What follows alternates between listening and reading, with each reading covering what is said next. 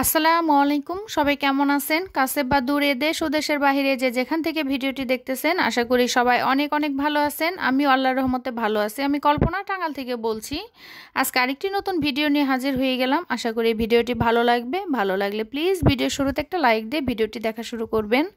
তো এখানে রান্নাঘরটা সুন্দর করে গুছিয়ে নিয়েছি। তো গতকাল ভিডিওটা দিছিলাম, ওই ভিডিওতে আর কি রান্নাঘর ক্লিন করাটা দেখাইছি, যে রান্নাঘরটা হেল্পিং হ্যান্ড আপা অনেক সুন্দর করে ক্লিন করে দিছে।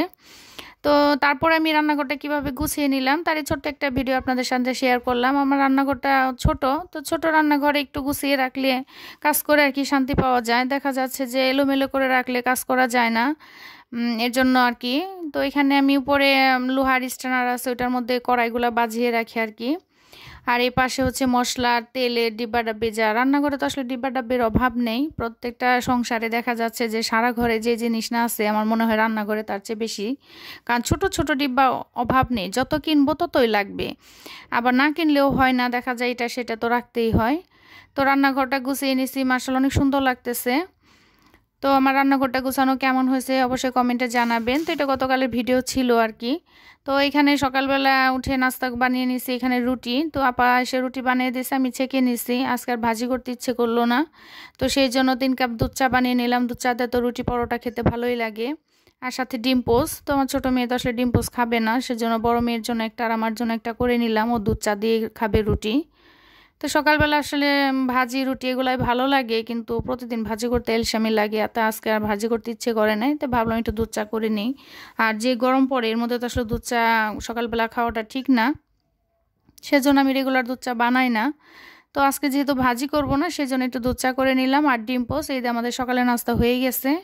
অফ ক্যামেরা অনেক কাজ করে নিছি, দুপুরে রান্নাটা শেয়ার করি নাই। আজকে আমি রাত্রেবেলা আমার মেয়ের হাতের স্পেশাল ফ্রাইড রাইসটা শেয়ার করব, সেই জন্য। না হলে দুপুরে রান্না কাজকর্ম শেয়ার করলে ভিডিওটা অনেক বড় হয়ে যাবে, আমার প্রিয় আপু ভাইদের অধৈর্য হয়ে যাবে। তো আমি আমার প্রিয় আপু ভাইদের অধৈর্য করতে চাই না, তারা যাতে ধৈর্য সহকারে ভালোবেসে আমার ভিডিওটা দেখতে পারে, সেই জন্য আর কি দুপুরে রান্নাবান্না কাজকর্ম শেয়ার করলাম না।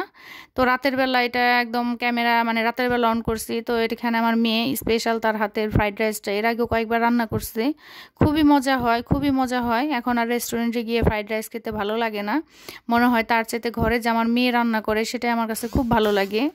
তার কারণ কিছুদিন আগে বাচ্চাদের নিয়ে গিয়ে ফ্রাইড রাইস খেয়েছিলাম বাহিরে, তো এত বাজে ছিল, মানে মনে হয় যে টাকাটা একদম পানিতে ফেলে দিলাম। তো একটু ভালো লাগেনি। তো এখন আমার মেয়ে প্রায় প্রায় ঘরেই রান্না করে, আমার কাছে খুবই ভালো লাগে। তো এখানে আমার সবজি তো ফ্রোজেন করা ছিল, ক্যাপসিকাম, গাজর, টমেটো, মটরশুঁটি, বরবটি, মানে সব কিছু আর কি ফ্রোজেন করে রাখছি। কারণ দেখা যাচ্ছে যে মেয়ে নুডলস রান্না করে, ফ্রাইড রাইস রান্না করে, পাস্তা রান্না করে, সেই জন্য আমি এবার সব সবজি মানে ফ্রোজেন করে রেখে দিছি মেয়ের জন্য, যে ওর যখন যেটা ভালো লাগবে ও বের করে সেটা রান্না করবে। তো ইদারিং দেখা যায় মেয়ে নানান ধরনের নাস্তার আইটেম করে। তো পোলাপান মানুষ শিখুক, শেখারও দরকার আছে। আর তার সাথে সাথে আমরাও মজার মজার খাবার খেতে পারি। তো এখানে সব ফ্রোজেন আইটেমগুলো দিয়ে দিচ্ছে, দিয়ে এখন আর কি নাড়াচাড়া করতেছে। আর চালটা তো রাইসটা তো আগেই মনে করেন সিদ্ধ করে, দুপুরবেলায় সিদ্ধ করে এটা ছাঁকনিতে ঝরিয়ে রেখেছিল। তো এটা হচ্ছে আপনার 60% বা 70%-এর মতো সিদ্ধ করা লাগবে। 80% করলে দেখা যাবে বেশি হয়ে যাবে, কারণ এখানেও নাড়াচাড়াতে ভাপে অনেকটা সিদ্ধ হয়ে আসবে। সেটার জন্য চালটা 70% সিদ্ধ করলেই ভালো হয়। এই তো চালটা আর কি সিদ্ধ করে ছাঁকনিতে ঝরিয়ে তারপরে ট্রেতে সরিয়ে রেখে দিয়েছিল। চালটা মাশাআল্লাহ অনেক ঝরঝরে আছে, কারণ চালটা একদম শক্ত রাখা যাবে না, একদম গালিয়ে ফেলা যাবে না, না হলে ফ্রাইড রাইসটা একদম গালা গালা হয়ে যাবে, ভালো লাগবে না। আবার বেশি শক্ত থাকলে দেখা যাবে ফ্রাইড রাইসটা চাল চাল থাকবে, সেটাও ভালো লাগবে না। তো এখানে চালটা একদম পারফেক্টলি আছে। তো এখানে এখন সবজির সাথে মেয়ে ডিম, শুরুতে দেখিয়েছি চিকেন, আর এখানে চিংড়ি আর হচ্ছে ডিম, এটা আলাদা আলাদা সে প্রসেস করে আর কি ভেজে রেখে দিয়েছে, তো এটার ভিডিও করা হয়েছিল না। তো এখানে একে একে সবগুলা দিয়ে দিতেছে। এখানে চিকেন আছে, ডিম আর হচ্ছে চিংড়ি মাছ, তো এগুলা সব দিয়ে দিল ফ্রোজেন সবজির মধ্যে, দিয়ে নেড়ে চেড়ে সয়া সস দিবে, টমেটো সস দিবে। ফ্রাইড রাইস রান্নাটা এত মজা হয়েছিল, মানে বলার বাহিরে, খুবই মজা হয়েছিল। আর কালারটা মাশাআল্লাহ অনেক সুন্দর হয়েছে। আসলে বড় মেয়ে থাকলে মায়েদের অনেক আরাম, অনেক সুখ, অনেক শান্তি। তো আল্লাহর কাছে লাখ লাখ শুকরিয়া যে আমাকে প্রথম মেয়ে দান করছে। আমার দুইটাই মেয়ে মাশাআল্লাহ, আল্লাহর কাছে লাখ লাখ শুকরিয়া। যারা মেয়ের মা তারা আসলে সুখী, কারণ দেখা যাচ্ছে যে মেয়েরা অনেক মা বাবার কষ্ট বোঝে, মা বাবার কষ্টটা মেয়েরা বোঝে, আবার দেখা যায় মা বাবার অনেক হেল্প করে। আর এই মায়া ভালোবাসাটা আসলে সারাটা জীবন থেকে যায়। তো এখানে ফ্রাইড রাইসটাও কি রান্না করা হয়ে যেতেছে, এখন দিয়ে দেবে মেয়ে, এখানে রাইসগুলো দিয়ে দিবে, দিয়ে নেড়ে চেড়ে নামিয়ে ফেলবে। ততক্ষণ ধৈর্য ধরে যারা আমার সাথে আছেন ভিডিওটি দেখতেছেন তাদের অসংখ্য ধন্যবাদ। একটা লাইক দিতে ভুলে গিয়ে থাকলে প্লিজ একটা লাইক দিয়ে নেবেন। আর আজকে যদি আমার চ্যানেলে নতুন হয়ে থাকেন, আমার কথা ও কাজে কোনো অংশে যদি ভালো লেগে থাকে, তাহলে ছোট্ট চ্যানেলটিকে সাবস্ক্রাইব করে আমার পাশেই থেকে যেতে পারেন আমার বন্ধু হয়ে। আর ডান পাশের বেল আইকনটি অবশ্যই প্রেস করে রাখবেন, তাহলে আমি যখন ভিডিও দিব সাথে সাথে আপনার মোবাইলে নোটিফিকেশন চলে যাবে, আপনি আপনার সুবিধা মতো আর কি ভিডিওটা দেখে নিতে পারবেন। তো এখানে প্রায় চালগুলো আর কি মিশিয়ে দেওয়া হয়েছে, এখন নেড়ে চেড়ে নিতেছে। এখানে দিয়ে দেবে এখন সয়া সস, টমেটো সস, এগুলো তো মাস্ট দিতেই হবে। দিয়ে ভালো করে নাড়াচাড়া করে নিতেছে। চালটা যদি আপনি পারফেক্টলি সিদ্ধ হয় তাহলে ফ্রাইড রাইসটা একদম পারফেক্ট হবে। চালটা যদি শক্ত থাকে তাহলে একদম চালা চালা হবে, খেতে ভালো লাগবে না। চালটা যদি নরম হয়ে যায়, একদম জাওয়া হয়ে যাবে, সেটাও খেতে ভালো লাগবে না। চাল সিদ্ধ করাটা একদম পারফেক্টলি করতে হয়। তো এখানে সয়া সস দিয়ে দিয়েছে প্রথমে, এখন দিয়ে দিবে টমেটো সস, দিয়ে ভালো করে নেড়ে চেড়ে নিবে। তো মেয়ে তো ইদারিং দেখা যায় নাস্তা সেই নাস্তা টুকটাক বানায়, তো শেখা ভালো। দেখা যাচ্ছে এখন তার পড়াশোনার কোনো চাপ নাই, তো টুকটাক ঘরের কাজকর্ম করে। তো ফ্রাইড রাইসটা আমি বেড়ে নিতেছি। এই তো এখানে দেখেন কালারটা কতটা সুন্দর হয়েছে, মাশাআল্লাহ অনেক সুন্দর হয়েছে কালার, আর খেতেও ভীষণ মজা হয়েছে। বাসার সবাই খেয়ে বলছে অনেক অনেক মজা হয়েছে।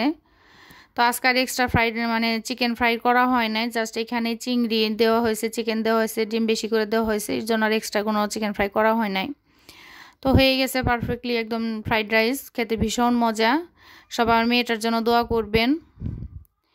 তো এটা তো আর কি আমাদের রাতের খাবার, তো আমরা সবাই খেয়ে নেব।